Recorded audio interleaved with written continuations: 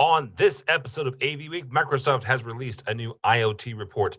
Guitar Center is opening up a new experience center and why that matters to you, and translating end user security needs to the manufacturers. All that and more. Next on AV Week. The network for the AV industry.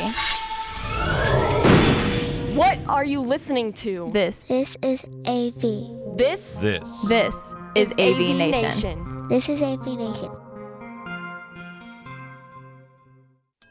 This is AV Week, episode 415, recorded Friday, August 2nd, 2019. AV Resource. Support for AVNation is brought to you by Extron, industry-leading technology backed by world-class support. And by Draper. And by Vadio, makers of the new NDI professional broadcast camera, the RoboShot 30E NDI. This is AV Week, your weekly wrap-up of audio-visual news and information. My name is Tim Albright. I am your host. With us to discuss the news and information we have gathered for this week, first and foremost, her name is Dawn Mead. You know her as AV Dawn. Welcome, ma'am. Hi, Tim. Thanks for having me today. Absolutely. Also with us is Mr. Charlie Jones. Charlie works for Sennheiser. Welcome, sir. Thank you, Tim. Always happy to be in the country and, more importantly, to participate in your podcast. Yeah, Charlie bounces around here and there, and he has more stamps on his passport than most people I know.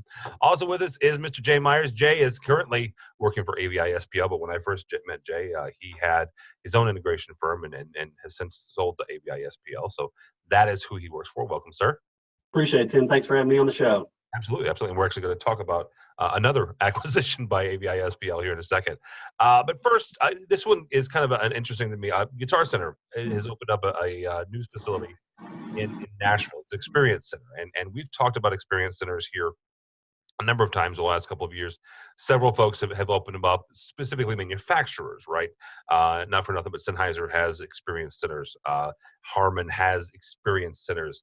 Sure, opened up their Experience Center north of here in Chicago. I'm in St. Louis, and that's north for me.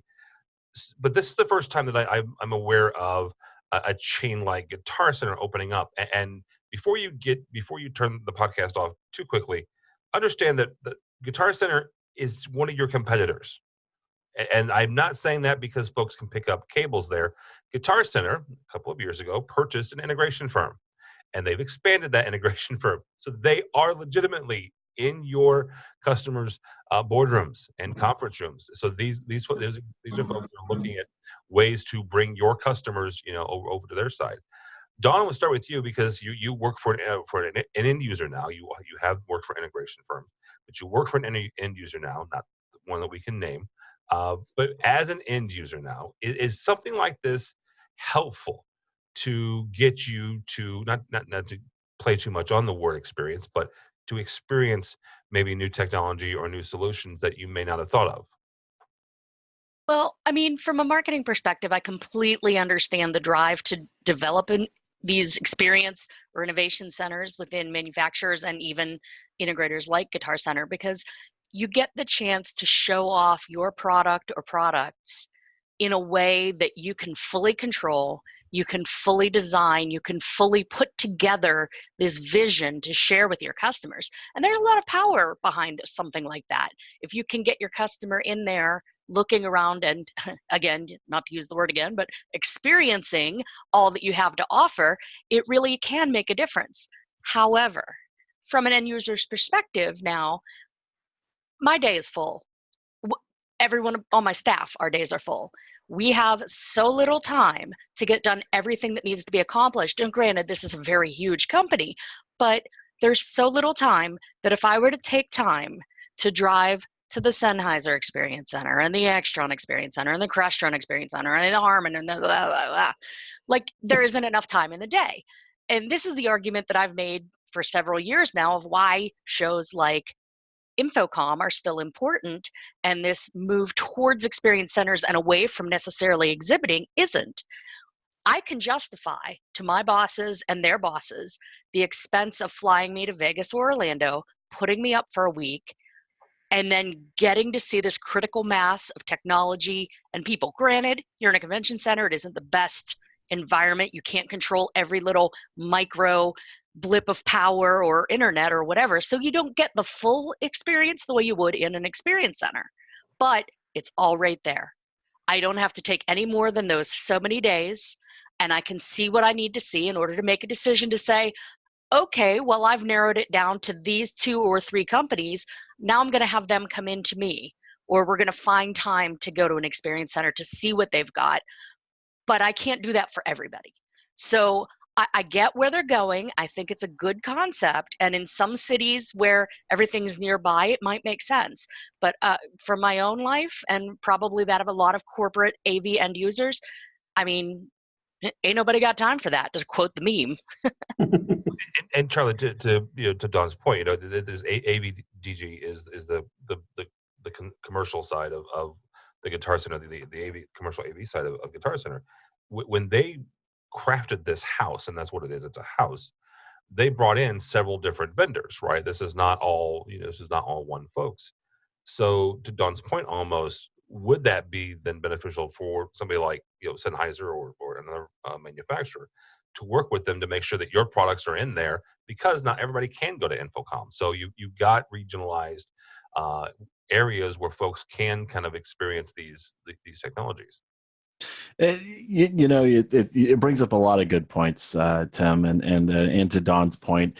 And I think one of the interesting things to also point out is that AVDG is, in addition to now being part of Guitar Center, earlier was also even a residential integrator. And so to me, this house really is a little bit of a snapshot of where our industry is kind of going, and that we see a traditional a traditional retailer combined with a traditional integrator that also is combined with a residential division, all putting together kind of an experience center.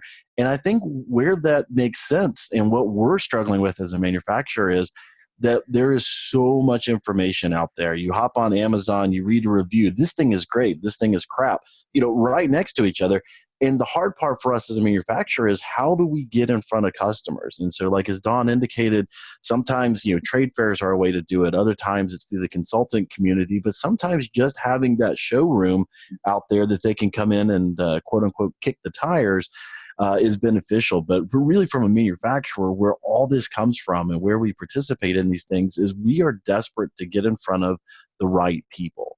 As we see consolidation from within the end user community, whether we see it within the integration community, all of a sudden it becomes very important for us to get in front of the right people.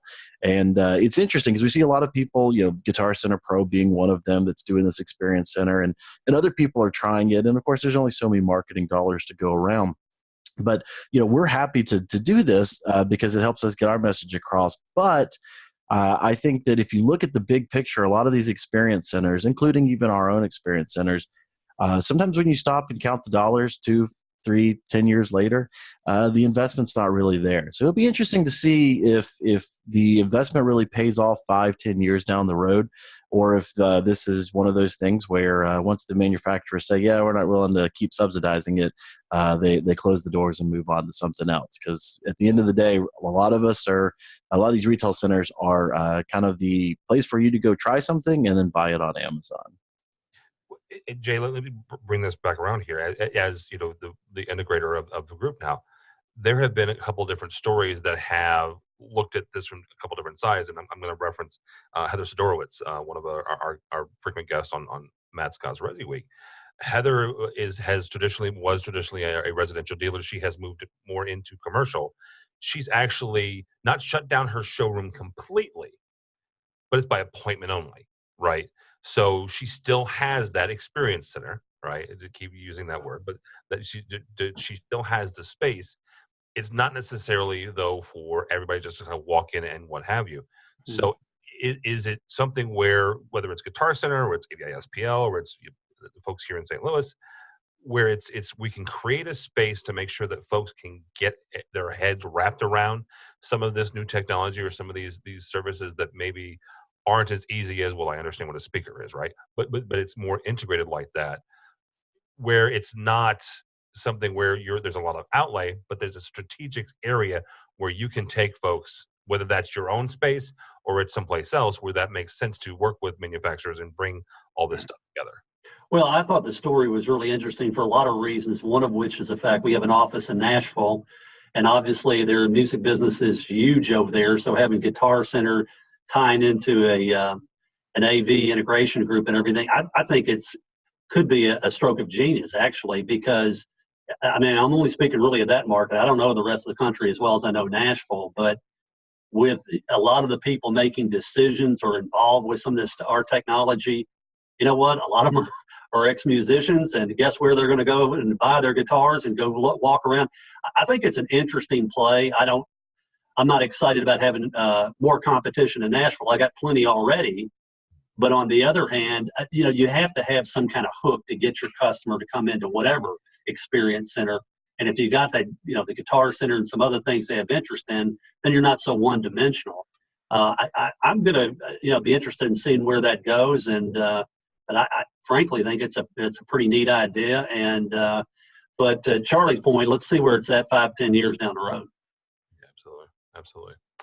All right. Speaking of 5 or 10 years down the road, Microsoft has unveiled a new IoT report, quote unquote, the IoT state of IoT adoption. And this report, it's called IoT Signals. It's a new research report designed to provide a global overview of the IoT landscape. A couple of things that this report found out. Number one, the IDC expects there to be 41.6 billion connected IoT devices by 2025. Pause right there. A number of years ago, I want to say it was 2011, IBM did something similar and said that there would be 1 billion devices by 2016 or 2017. Did not hit that, right? So anytime you're forecasting stuff like that, it's always tenuous. It's always a difficult thing to do. But that's my only digression on this. Microsoft has identified 7 key areas for success as they're working with partners like Target and Starbucks and other of their partners. Business strategy, leadership and organization, a technology roadmap, talent operations, and core business processes. Charlie, I'm going to start with you because you're the manufacturer on this. Looking at Sennheiser's roadmap, and I'm not asking you to break any NDAs or make me sign one, but you guys have been doing, you every year, whether it's the wireless spectrum here in the States or abroad, looking at different things, you guys have a roadmap. When you're looking at IoT, how do you get information back from your clients as to what they need or what they want, or do they know what they need? You're absolutely right, Tim, that this is the kind of thing that frankly makes us pull out our hair and keeps us up at night. On the manufacturing side, we like to sometimes pretend that we have all the answers, and sometimes what seems to be a surefire thing right now, 5 years from now, is not the case. And with the explosion of Internet of Things, I don't think any of you would have noticed a matching explosion of Ethernet jacks around your house, your hotel, your office. So, of course, it all ends up being wireless. And being that we are a microphone company that does a lot of wireless technology, this, of course, is a huge concern for us because while Shure and Sennheiser are the two biggest wireless microphone players in the world, when you look at us compared to a Microsoft or an AT&T or Verizon or any of these guys, well, let's just say that our earnings combined equals probably the coffee budget for Microsoft. And so when they decide they're going to do something, we don't really have a whole lot of say in it, and we have to react. And so it's a very fluid thing. It's changing rapidly. We're seeing a lot of iterations. We're seeing a lot of new revisions. And it's the old, nothing is constant but change. So for us, there's multiple sides to this. One is how are all these Internet of Things communicating? Is this Zigbee? Is this DECT? Is this through cellular protocols? Is this through historical proprietary protocols? And then picking one of those is only a small part of it, because then we open up a huge issue, and one that frankly our industry is just as guilty of everybody else, which is overlooking the security side of it.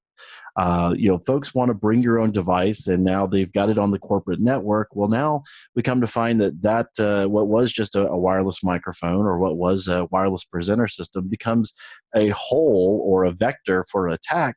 And then before you know it, every bit of confidential company information or all of our social security numbers, as we just saw with Capital One earlier this week, I think. Before that was the whole Experian hack. A lot of these things, didn't start with necessarily dedicated hackers saying, I'm going to find, targeting this. They're looking for open vulnerabilities. And it may be that, wireless microphone, it may be that presenter, it may be that control system. And as an industry, we talk about, hey, the convergence of AVIT and how we can speak their language or right there with them. But where we really still need to learn a lot from the IT guys is the security side of it. One little anecdote, we recently came out with the second generation of our ceiling tile microphone, and the core technology is exactly the same as the first generation. And everybody said, well, what took so freaking long for you to come out with this? It's the same kind of technology. And you want to know why it took so long? Security. Because all of a sudden there's a little RJ45 connector on the back of that microphone. The connector itself costs pennies. However, all the security side behind it, the security stack, how do you update it? How do you adapt for these things? This is what's been frankly a nightmare as a manufacturer. And it's not just in the microphone world. The video guys have it even worse because they need more bandwidth and they need the constant ability to be online. So Internet Things is awesome. We're all in this industry because we love gadgets, and the more that they're interconnected, the better. But I think we haven't heard even the beginning of some of the security ramifications. And as an industry, if we want to be taken seriously, that we're sitting at the same table with the IT kids, we better make sure that we've got our house secure and that we're not going to be the next vector that gets splashed all over the news when Coca-Cola or someone is hacked. Yeah. Jay, when you're talking with your clients and you're developing a platform and a solution for what their problems are and what their next iteration or their next upgrade or new building is, how are you talking with them? How do you like Charlie says, get the seat at the table at the big table, making sure that they understand and they're comfortable with you and your team, being on the network? Well, we've been working on this for a while. My top engineer, recognized this trend in IoT several years ago. So we've kind of conditioned our prospects and clients around here, to examine our capabilities as it relates to all these networkable devices. To Charlie's point, though, a lot of them have concern about security. A lot of them kind of figure out that, even though it's a great topic, and if we can embrace it and help them with that and as part of the AV integration strategy, that's a plus on our side of it. I think there's still some level of concern out there about where, implementation of this on a larger scale, can it really, be everything they want it to be and moving forward. But again, we've had this discussion about IoT for many, many years, and presented to the customers about our capabilities and for the most part, pretty positive response. But again, there's concern. And particularly, as Charlie pointed out, that, like any of this stuff, and every time a news story comes out about a security breach, that increases the uneasiness, Yeah, absolutely. So Don, as someone who works as an end user in the government-ish sector, there are certain things that you guys are obviously concerned about. However, as an end user, you're also looking at this IoT technology and the reports that come out, like from the one from Microsoft, saying, yeah, absolutely, this sounds neat, this sounds interesting. So how do you guys marry those two in an environment that is obviously very much concerned about security? Well, I have to tell you, just in the past week alone, literally in the past 5 days in a business week, I can't tell you how many times I've told my internal customers, well, what you're asking is a very simple solution in the AV world. However, in redacted company names, IT world, we can't use our AV solutions. We have to look for something that meets our security requirements and can do what you want to do. So it's a case of, a lot of times I'll have answers just by virtue of being in the industry so long. I know what technologies are out there that we AV people can do and provide, and great manufacturers and great integrators can do.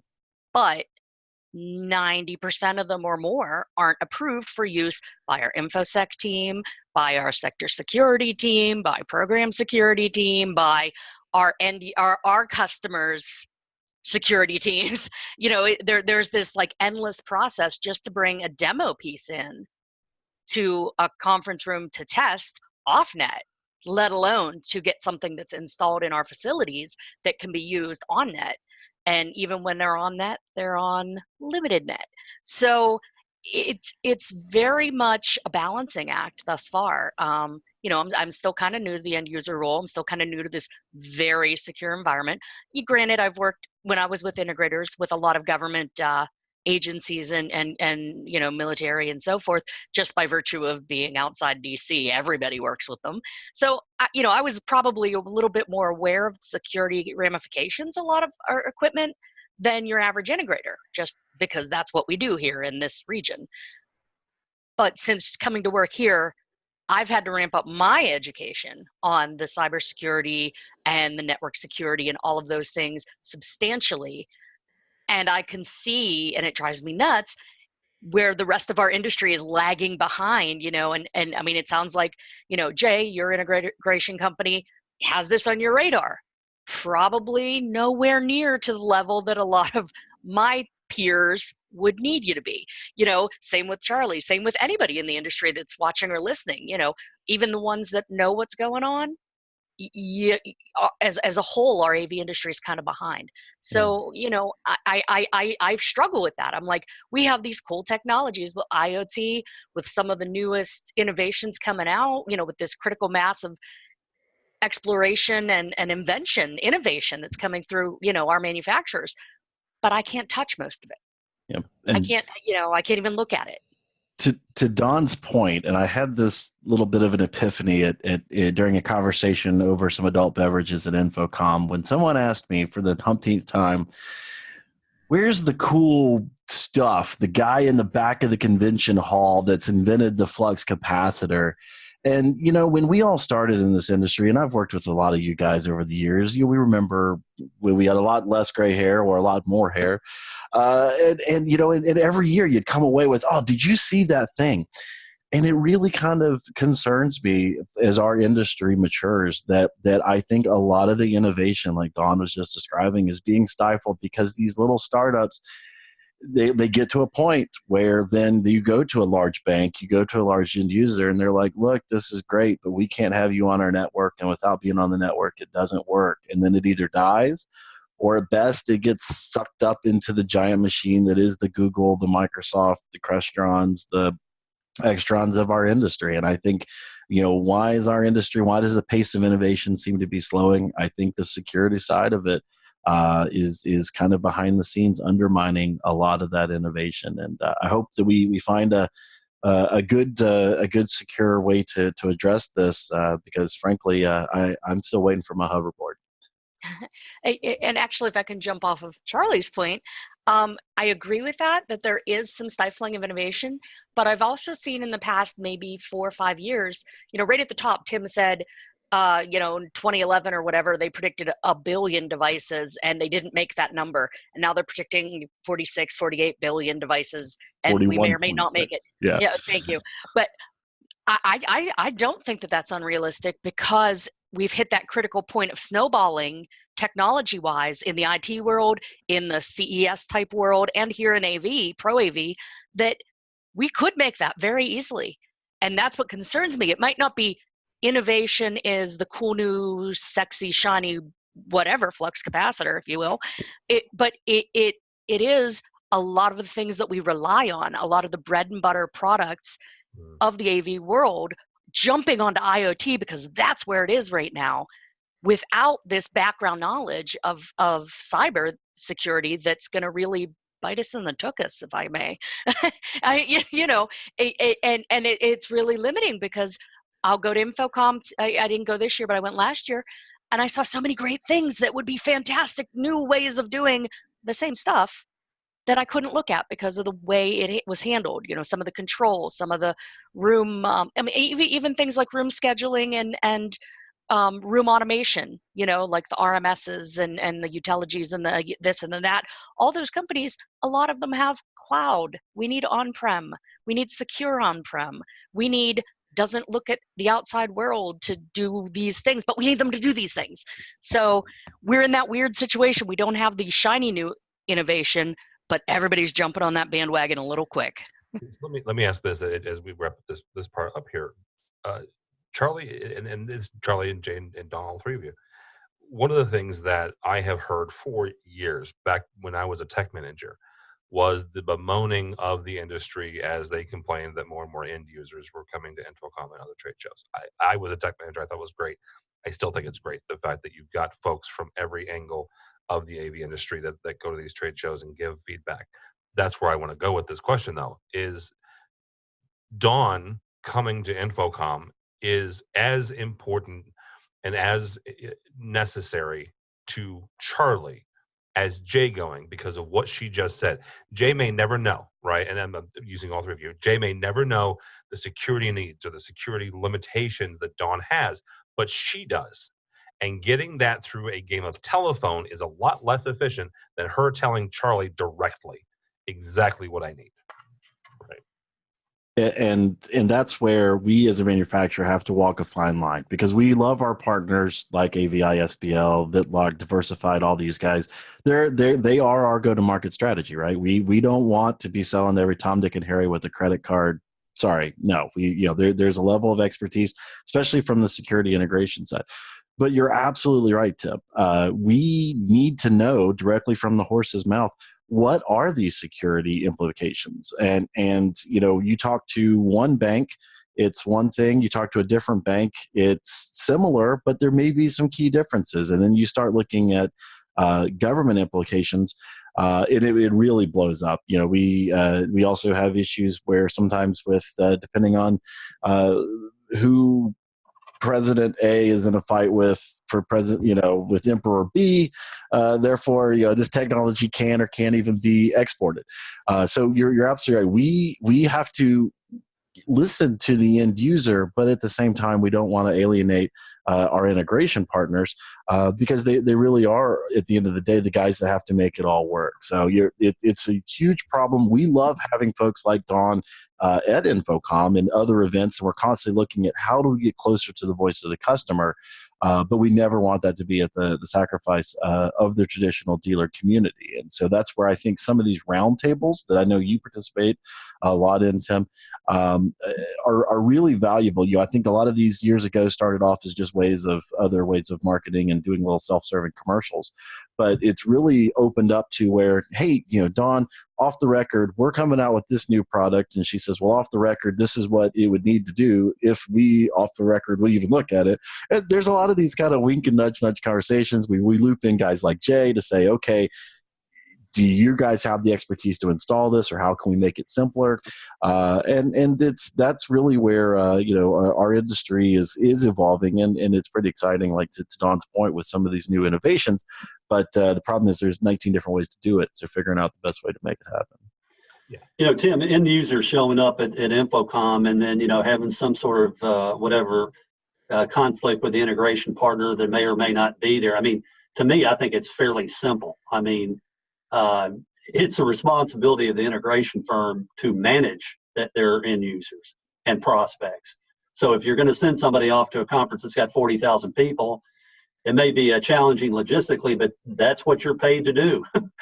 and it's not to alienate any manufacturer at all, but to be a resource for your customers. Yeah. And I think that the people that succeed in this industry, frankly, are good at being able to kind of play it in the middle of the fairway with all the manufacturers and then present a compelling case to the customer or prospect. But, InfoComm's kind of, organized chaos, but it's also a heck of a lot of commerce being done as well. Right. But if I may, I think sort of the evolution of our field, our industry in general, is kind of challenging for the integrators, but good on the part for the manufacturers, is a lot more of us end users are coming from integrators. I've discovered in the past decade or so, a lot more former integrators going to work as end users, which means we're more educated. We know more what we're looking for and looking at. We can have these conversations. The Charlies and the other manufacturers are getting a more educated end user discussion because we know what we're talking about. For Jay and the other integrators, it can be a mixed bag. It can be, hey, we know exactly what we want and we're going to work with you, and we value the integrator's expertise and we value the rep chain and the distribution chain. But on the other hand, we have a lot of these smaller one-off things that we can just do in-house, so we don't necessarily need you for every little job like we did in the old days. So it's kind of that balancing act for the integrator side, but it's pretty good news, I think, from the manufacturing side, because we're not just off the street, whoa, shiny, Hey, Tim, I digress for just real quick on the IoT thing. Just another thought that I had on that. One of the things I've observed about this industry, and I think Charlie touched on it and everything, Don, I'm certainly not young anymore, okay? We don't have enough I'm 62 for God. So we don't have enough young people, and particularly young people with an IT background that are interested in our industry. And I think once you figure out, and there are, some of these problems and challenges that Charlie and Donna mentioned about security with IoT. IoT is the kind of thing that gets young technical people excited that you can network all this stuff. They don't get excited about microphones. They don't get excited about LCDs. They don't get excited. Video conference in the old days used to be exciting. That's not exciting anymore. But what is exciting is when you got the biggest player, Microsoft, saying the kind of things they are. That's how you can, in my opinion, the future recruiting for the young people in our industry. That's the kind of thing that if we can keep pushing it, that's going to help. I really, to figure it all out, at least as much as we can, security problems and everything else in between. I think you're very likely going to have an influx of young, talented, engineering, technical people that can really help our industry grow. I will say a lot of our interns want to get into the cybersecurity track here at Redacted. So. Mm-hmm. And yeah, honestly, we should take this and send this clip, to our buddy Kelly Perkins at SCA and Ignite and folks over at Avixa and their programs as well. So, all right, guys, that actually is going to do it for it. We did have a couple of other stories. Congratulations to AVI-SPL, by the way, for picking up another company. Thank you. They kind of rounded out themselves, which I didn't understand. When I first heard that they picked up digital video networks, and it was to cover an area that they weren't quite covering in the Southwest. So I was a little shocked that they didn't have an area down there. So congratulations to them. But Tim, that's why they bought us in Tennessee in Memphis when I sold to AVI last year. I would like to think it was my winning personality that convinced them, but I think it was more of we served to a geographic. We were fulfilling a geographic and plugging a geographic gap that they had in the map. They had no offices in the state of Tennessee, Alabama, Mississippi, Arkansas, wherever. So we had kind of a unique situation there. I think that's pretty much the same way with the newest acquisition. You got some places in Albuquerque and out that way, and in Arizona, that I think in Scottsdale and everything and Phoenix that can really be pretty lucrative for the company. Absolutely. So, but yeah, congratulations to them as well, and to Jay. Folks, that's going to do it for us. So thank you all so much. Ms. Dawn Mead, thank you. Thanks for having me, Tim. Absolutely. And how do people get a hold of you if they want? Well, obviously, I can't tell you where I work or how to find me there, but you can always find me on social media at AVDawn on the Twitters and several other of the social networks. I believe I'm at AVDawn on most of them. On LinkedIn, Dawn Mead. And of course, you can always find me here on AVNation.tv, where Kelly Perkins and I co-host the AV Social Show, which we just recorded one earlier this week, and I think it's going to be a good show. It was really good. It was really good. It was all about email marketing, and I was fascinated. I was just the Yahoo in the background recording, and it was fascinating to me. So, Mr. Charlie Jones from Sennheiser, thank you, sir. Not a problem, Tim. Always happy to be here. You can typically find me at the Admirals Club of your closest airport. But if you'd like to find more about Sennheiser and where Sennheiser actually is, at Sennheiser USA is our Twitter. Of course, we're also on all the other social medias, Facebooks and Snapchats and all that kind of good stuff. Or if you really just want to pick my brain, charlie.jones@sennheiser.com. And if nothing else, I can point you at the closest good barbecue place. So thanks for having me, Tim. Sure, absolutely. All right, Mr. Myers, thank you, sir. How do people get a hold of you or AVI-SPL or one of your books? Appreciate it. Yeah, Tim. So Twitter @JB as in boy Myers. Email address for AVI, jay.myers@avispl.com. I'm very active on LinkedIn, and then also I have a separate page for jmyersceo.com that I do a lot of marketing of some books and things that I've written. All right, very good. Check them out as well. Thank you all so much. For me, for Tim Albright, at this point in the year, I'm gearing up for my Chicago Bears, doing something, I'm sure. That'll have to take place in about 2 or 3 weeks is when they'll kick off the at least the preseason for NFL. So, but for more importantly, for the folks here at AVNation, go by the website avnation.tv. That is avnation.tv. You'll find this program and a host of others. While you're there, please check out our supporters section. These are the folks that help us financially, help us bring you AVWeek and ResiWeek and Dawn's show, AV Social. In about 6 weeks' time, we'll head to Denver and give you everything from the CEDIA Expo 2019. So all that and more at avnation.tv. That's avnation.tv. Thanks so much for listening. Thank you so much for watching. That's all the time we have for AV Week.